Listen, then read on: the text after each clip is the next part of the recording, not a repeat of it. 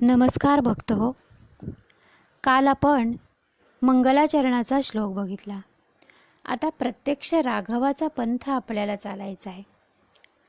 भक्त हो, प्रस्तावनेत मी म्हटलं होतं, प्रस्तावनेच्या चिंतनात आपण असं म्हटलं होतं की सूत्र रूपाने मनाचे श्लोक आपण पाहणार आहोत. भक्तिसूत्र म्हणूया. तर ही भक्तिसूत्र जवळजवळ 10 भक्तिसूत्र आहेत मनोबोधामध्ये आलेली. पण या भक्तिसूत्रांकडे वळण्याआधी काही महत्त्वाच्या गोष्टी आपण लक्षात घेऊया. एक म्हणजे आपण मनाचे श्लोक म्हणतो, पण समर्थांनी या मनाच्या श्लोकांना मनाची शते म्हटलं आहे. शेवटचा श्लोक आहे ना, मनाची शते ऐकता दोष जाती, असे हे मनाची शते. आणि मनाच्या श्लोकांची आरती देखील आहे.